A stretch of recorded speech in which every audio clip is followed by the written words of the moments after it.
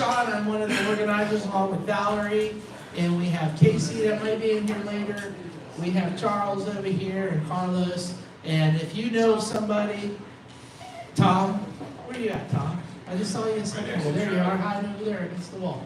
Yes, and if you know somebody who would love to present their entrepreneur idea, we'd love to have them. You can go online, check us out on Facebook. There's also a website, and they can fill out an application. We also want to thank Volusia Economic Development for allowing us the funding to be able to rent this beautiful space here at Daytona Cinematique.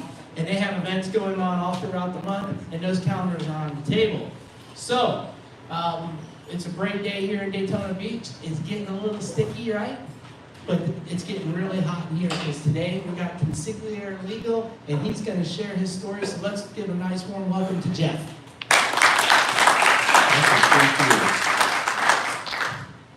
So did you all hear that name? He said it really fast. Consigliere. Where have you heard that word before? Godfather. The Godfather. The Godfather. But who was the Consigliere in The Godfather? Michael, what's his name? Come on, it wasn't Michael. Robert Duvall. His name, his character is Tom. And what was his profession? Lawyer. He was a lawyer. So the thing is, why was Tom always in the room with the Godfather? He was a lawyer. Nice. He was a cop. He was a lawyer, but how much did he talk? Very little. Very little. He sat in the back, and he listened, and he observed, and then he advised the Godfather. Because he was the counselor. He was the advisor to the Godfather. And that name just has been resonating with me lately. And that's why I named this venture Consigliere Legal. Because it's about being the advisor, that person you want in the room, who's going to see things you can't see, who's going to be able to give you input that you can't come up with on your own. And I'm going to also tell you in the context of this of how quickly things can change. So right around the first week of January, I was sitting with a friend having a cigar, one of my things, and she asked me this question. She said, what are you most looking forward to in 2025? And I gave her a lot of the normal things you'd expect, this going on with this, and some travel, and right at the end I paused, and then these words came out of my mouth. I'm looking forward to making a ruckus. Now I gotta tell you, I don't think I've ever said that word before, ruckus. And I also am a big fan of words because I gave up resolutions years ago. I don't do New Year's resolutions. There's a good reason why. What is January 11th? Day that most resolutions. I'm sorry, January 13th. Day that most resolutions fail. Yeah, it's Quitter's Day.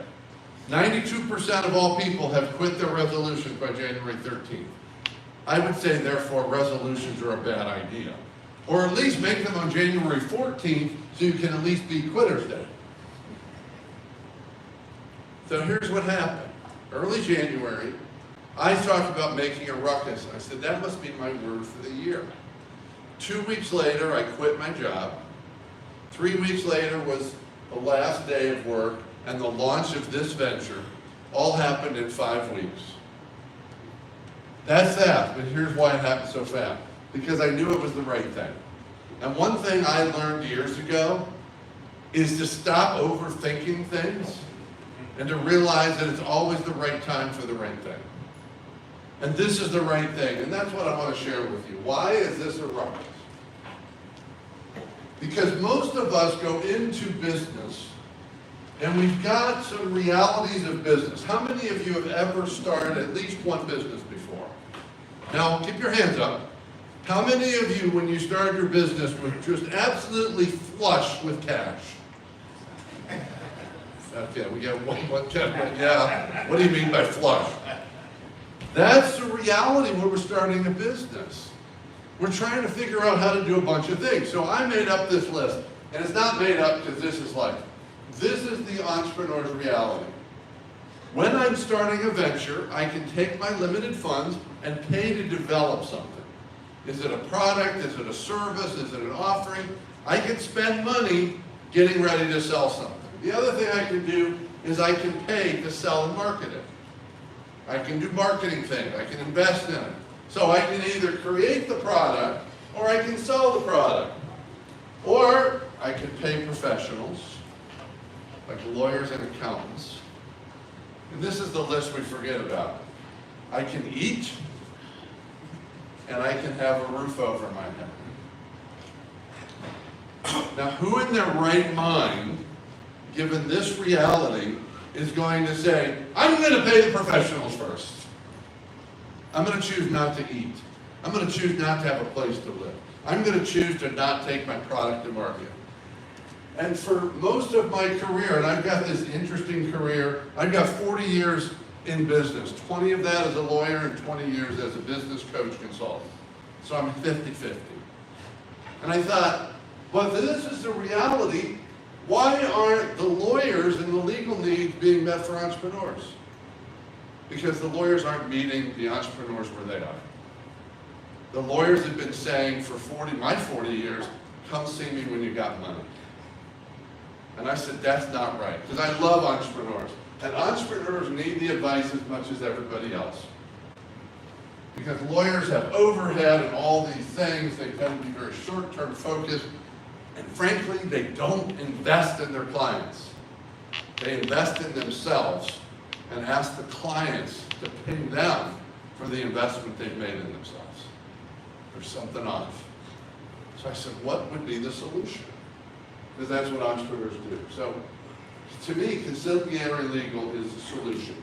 Because you get a business advisor who's got legal acumen. You don't have to do it alone.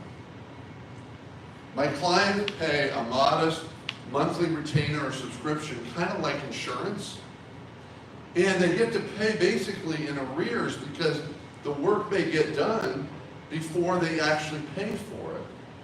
And they get unlimited phone calls and emails. They get somebody in the room with them, and here's the wild part. This is where I'm crazy.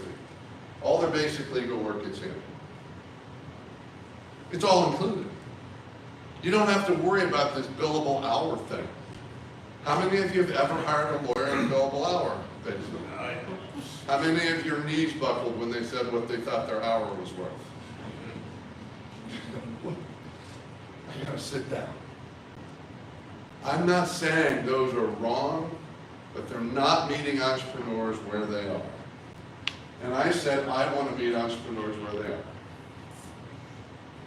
I want people to pay as they go. And you know why I know this is a good idea? Because my friends think it's crazy. That's why I know it's a good idea. My friend said, Jeff, but wait a minute. So someone comes to you, asks you to do work for them, you do work for them, and it may take them 4 to 6 months to pay for the work that you did for them 4 to 6 months ago. Yeah, crazy. They said, no, you got to do the old way. You got to charge by the hour. You got to get it up front. And I said, you know what? I did that for 20 years. Everyone else is doing that. I'm not doing that. In fact, I told my friends and my coaches and advisors, if entrepreneurs don't want something like this, I'll just walk away. Because the reason I do this is, this makes me feel good when I go to bed at night. I put my head on my pillow and I feel like I helped. And at this point in my life, I want to feel like I'm contributing and helping entrepreneurs get where they need to go. Because they deserve to have someone in the room with them. And that's Consigliere Legal. Thank you.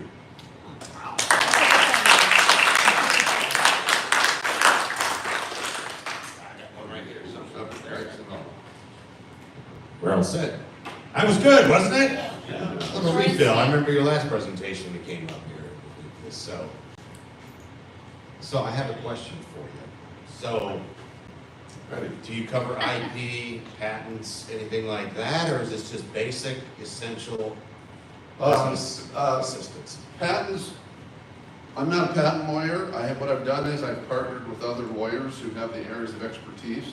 Because one thing I've learned, and I don't know how you feel this way, I'm going to just say it. At this age, I'm not looking to learn new things. I know what I'm really good at, and there's a lot of things I'm good at in this mix, and being the advisor and the basics and the contracts and things like that, and dealing with the issues. If it requires me to become an expert in something new, I don't want to do that. But I have partners that will do it, and I've got deals with them that says, look, you're gonna get paid the same way I do. And they've agreed to that. So patents wouldn't, trademarks would. And what I do is I look at what the company needs and say, okay, this is what seems like a fair number to start. And then we look at it every 6 months to see if it makes sense. And the best clients are the ones I've had so far whose primary concern has been, Jeff, I'm overusing it. Like they're aware of it, saying, man, you're doing a lot of work for me. I said, I know, we'll look at it again in 6 months. He said, don't you need a catch-up? I said, no, that's not how it works. So some of the specialty things depends on what the fee structure is and where we're at in our monthly subscription. Next question. Jeff, great presentation. I'm Carlos, I'm one of the organizers here. The screen went up for a minute. I saw NDA contracts. I saw, what is your particular area of expertise? Is it corporate law? Is it? It's corporate, it's the business side of The things. business side. I don't do litigation, even though I used to do that, and that is one of the hardest things to do on some sort of monthly basis, but it's contract. So for example, I can tell you right now, some of the early clients have been, they need a basic contract, they need a company set up. I know a lot of people go do it on their own. That might be okay, but I'm telling you, I can tell you right now, one of my first clients, if they had done it themselves, they'd have been in trouble. Because they're actually trying to raise money, and if they had done it and said, hey, here's our corporation thing, because their first potential investor said, well, where's your bylaws, where's your corporate agreement, where's your director's minutes? They had all that. They were like, if they hadn't had that, they probably don't get the investment. And that leads to my next question, because in drawing up contract, yeah, I've got some business acumen. I don't speak legal language. That's your end. I can give you the broad strokes of what I've got in that contract, and yeah, I can have ChatGPT help me out with that to lay out the framework, but I need someone like you to make sure all the I's are dotted, T's are crossed, and we're working P's and Q's in a contract, in a court of law, that kind of thing. That's what it is. That's what you do. Okay. And a lot of that advice is half legal and half business, because people are cutting deals with people that are they're not good business deals. They just don't know why they're not a good business deal. And there's a million different ways to write up a contract. Yeah, exactly. You know, so it's great to have that. Like for example, really quick example, there's one company, they're really aggressive, and frankly, they've got a really amazing product. They're either gonna be a bust or probably a unicorn. Like there's no middle ground for them because they're in an industry that's gonna explode. But they had one of their employees they want to give stock to. And they went and cut a deal with the employee and said, we're going to give you stock. I said, well, you can't give them stock that way. You can't do it the way you promised it. So now I got to go clean it up, which I did, and say, look, they just can't do this legally. But we can do it this way, and it gets you where you want to be. It just can't be this way.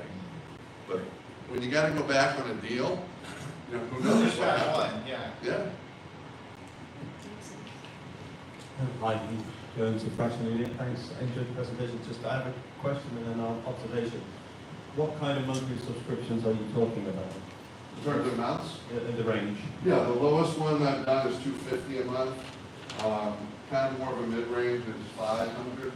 I have one larger that's $1,000 a month, but I can tell you, that's a very creative one. It's $1,000 a month. I'm probably doing $2,000 to $3,000 of work a month, but I get paid only when they raise money. So I'll get it made up only if they have money. And I also took equity in the company. Yes. Because I believe in their company. That's why, yeah, and they recognize it. They're like, Jeff, we're like abusing you. I said, hey, this is the deal we struck. I'm still good with the deal. Let's keep doing business. Let's go make a lot of money for all of us. Okay, and then the observation is that I like it. It's kind of, it's fun, it's frivolous to call yourself a consigliere. I can't pronounce that. Gotta practice a lot. That's all. Practice. But I do think there is value in the business, and this is my observation, is that as a business owner myself, I know that there is IP law, patents and trademarks, there's employment law, there's contracting, there's financial raises, SEC law, there's all these different types of law. And every time I've needed something, I have to go to the market and find somebody that can do those things. And I think what you're really offering that has value, and those subscriptions are very affordable, is that you are what is known as a general counsel. That's exactly right. And the reason that a general counsel is really valuable is if you look at all the most successful people that I know in business, they all have a general counsel, and the general counsel's job is to stop them getting hurt everywhere else, and also to find everything else that they need within that legal ecosphere. So I would, although I would use the consigliere, can't say it, way as a way to promote, and it's fun. I think actually promoting yourself as general counsel and talking about all of the ways that you are an interface between everything else in the legal profession is a way for you to actually get clients like me. That's really good feedback. Yeah. So how does one go about taking advantage of your services? You call me and tell me what you think your needs are. I ask a lot of questions. Then I see based on what you're telling me your needs are. Because I look at everything in a 6-month period and say, this is what I think it's going to be. This is what I think is fair for now. And then we reassess after 6 months. If it's been less, it's less. If it's more, and also look at like this one client I have, he came to me the second month and said, Jeff, I know I've probably already done 6 months of work with you. And he said, should we change it? I said, no, because the deal is 6 months. And he said, well, are you going to try and make it up on the back end? I said, no. We'll look at it and see, because what if you don't use me for the next 4 months? Other than a phone call here and there. Let's look at the whole 6 months. Say, this is what your needs were. And if it was a unique need, we might not change it. Because in his case, it was a very unique need. It's not going to come up every 6 months. So this to me is about, that's why it's so relational to me, because it's about having a conversation about where they're at and just what's fair. And leaning towards, you get what you need when you need it versus when you have the money for it. Yeah, I love those deals. I love working on client projects like that. It's just more fun. Yeah. Any other questions, comments? Really? Got one back here. Carlos again?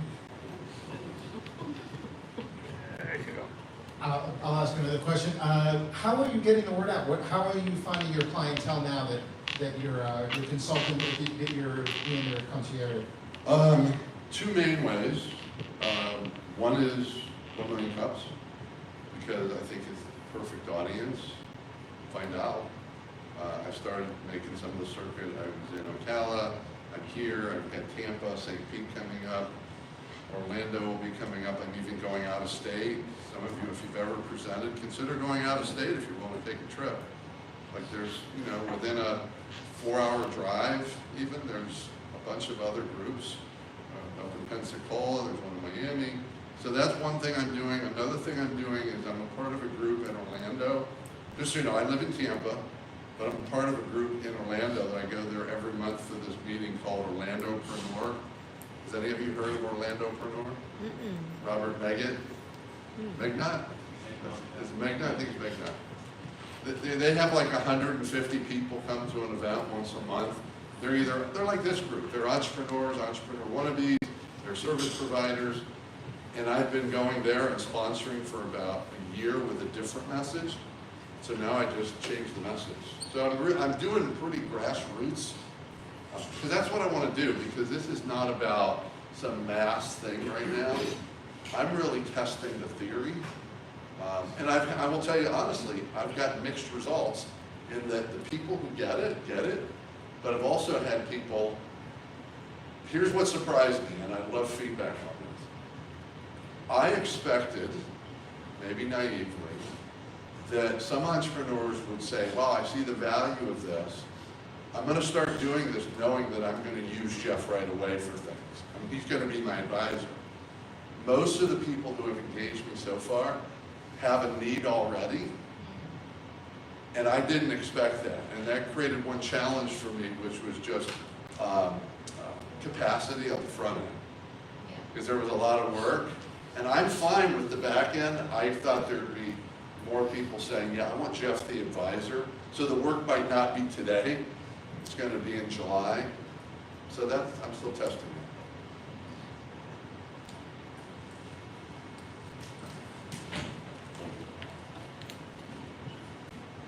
Apologies for double dipping, but I really think it's quite a valuable service here. Can I make a suggestion? Absolutely. So when being a general counsel to a small entrepreneurial business, ostensibly you're a growth partner for those businesses.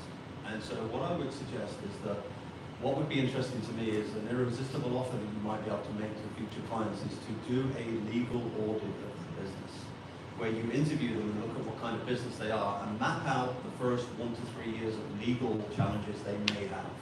So if somebody is producing something, making something, manufacturing something, going to raise money, define a customer journey for that entrepreneur in terms of a legal framework, and then point out the legal challenges and needs that they're likely to have. You can even put some dollar values on that so that you can really show the value of having you as a service partner from the beginning. And you can offer that service free, call it a free legal audit of a business. And even if you don't capture them immediately, I will not forget what you did, and you've given me something that's got real value. I really like that, in large part because you're talking about two things. One is you talk about the customer journey, which I'm a big believer in. It addresses that, and also I'm probably doing half of that already, because that's how I'm assessing it. So all I do is go the other half, and I'm doing it, and I'm happy to make it an investment in them by giving you something, because it is valuable. Because I can see I know what certain things are going to become. I mean, I would, because of the businesses that I'm involved in, that is something that would be of real value to me if a legal expert sat down with me and said, in the next 1 to 3 years, this is the way you talk about your business, this is legally what you're going to face. How I could add value to your business. Thank you for that. You know, one of the things I remember starting my first business was, holy crap, I didn't know there was all this stuff that had to be done. Some things you just don't even know. You just want to do, you want to sell widgets, that's all you want to do. And then you realize from your friends or people that you know, there's all these other things that you need. Some people, I guess my question for you is, how do you educate people who they just have no clue how much is involved? Because they assume, I have to go to a lawyer to get certain things done. They may not even know what they are, but they're expecting that they have to pay a lawyer. And the thing is, most people just say, I'm going to avoid that for now. How do you overcome that and educate people? Well, two answers. One is doing it the way I'm doing it in what I consider a pretty grassroots way. So, I mean, I got to share a message to you for a few minutes and you answered questions. So I got to tell you a bit of the story. So my guess is everybody here has a much better sense than when they walked in. You know, the other things I'm doing are high touch, high conversation, high repetitive conversation. Unfortunately, it's difficult to educate people other than just telling them the horror stories. But some don't seem like horror stories, but here's another example. Somebody that I was talking to about engaging with me had just filed, they were just filing a new company, they were creating a new company. And they were about to create a Florida LLC. Well, I can tell you, if somebody plans to raise money, I tell them every time, nope, go form a Delaware C Corp. Because if you're gonna get anybody's money later, if they're sophisticated at all, I guarantee you, they are not putting money in a Florida LLC. They will not do it. They're gonna say, you gotta be a Delaware C, so you're gonna have to convert it. You might as well do it at the beginning. It's a little less, it's a little more than the LLC, but it's cost you less than the flip later. So they got that, but they went out and they created the Delaware C. Then they ran into a problem with the IRS. Because the IRS, this is something we don't think about, was saying there was another company by the same name, but it was not in Delaware. So it was fine in Delaware, it was fine everywhere else, but the IRS was slowing down the process to get an EIN. They were in a hurry to get their EIN, so instead of talking to me, they informed me, they said, we ran into this issue, so we just went and formed another company. I said, you could have just done a name change. They went, oh, we never thought of that. Well, now they've got a lot of extra stuff because they have to shut down this whole company. Not a big deal, but it's a totally unnecessary time and energy. All it took was a phone call.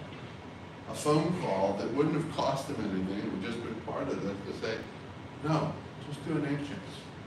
And it can happen even faster than the new company. They wouldn't have to So it's those little things we don't think about. Anything else? Anybody else? I got one over here. Jeff, let me get to it.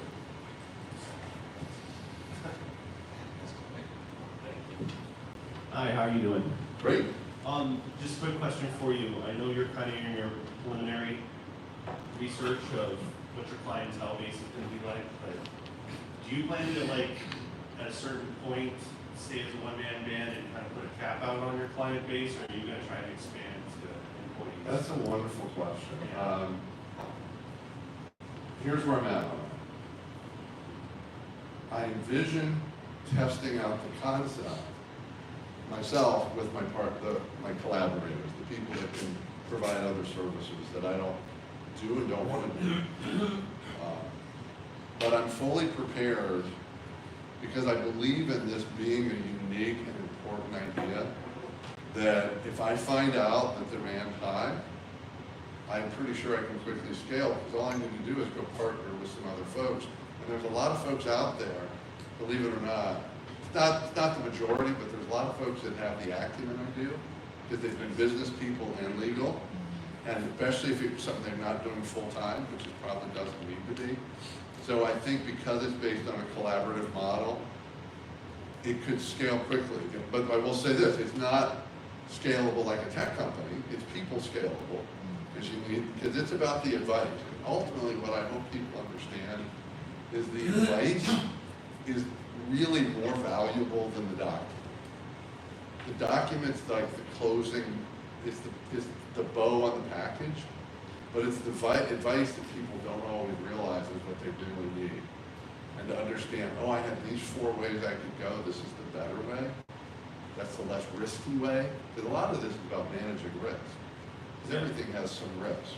But are you managing risk? Or can you make one little change and now it's fine? Over here you got risk, over here no risk. I'd want to know that, but you know this gentleman over here, and that's why I'm going to, that idea about calling it outside general counsel, the people who understand what that is, they'll resonate immediately, and maybe that's a good attractor. The people that don't know that concept, it requires education. So those are all the things I'm playing with. So I'm going to see what the market tells me, but I'm prepared to scale. You got a good thing going. It's a good thing to give people a path. Thank you. All right on. And see, there's no one back there. Good morning, everybody. My name is De'Armond Beck, and I'm with Divine Anointed Deliverance. I do small and medium funding, and my unique position is I'm running into people who've already established making money in business, but they're not structured properly. So when it's time to actually go and get big funding, they can't do it. So I have a large base that I don't have to sit down and talk to you. I can essentially just run them straight through you, because in about 6 months they'll be ready for me. So it's a whole infrastructure that we'll be able to work out together. And I need your help, Jeff. So I'm telling you. Those are those people, they gotta fix it. They gotta fix it to get the money. I mean, these people are making $30,000, $40,000 a month, but yet still are not structured properly. So it's really bad for me right now. Yeah. Excellent.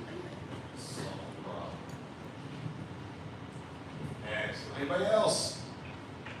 Last call. All right, we're gonna wrap this up with the one question we always ask in 1 Million Cups, and that is, Jeff, what is the one thing that the 1MC Daytona community can do for you when we leave here today? Well, I always double dip myself. So if you find this story interesting, tell the story. Retell the story. When you're talking to people, say, yeah, I heard this really interesting thing is different. The other is, as you think about this, I would love to hear your feedback. My cards are out there. Feedback on, this was resonating with me, I have this question, this doesn't quite make sense. Have you ever thought about this? Because to me, it's great to tell my story here, but 1 Million Cups is about getting feedback from you, because you're the world. I just have my view of the world, so that's the biggest thing for me. Tell the story, and feedback and questions. Beautiful. Very cool. Give them a hand. Thanks, Jeff, for coming back for another round. All right, we're here every Wednesday morning, 9 o'clock at Cinematique in Daytona Beach. We're going to bring up the lights. We're going to have our family photo up here on the stage. And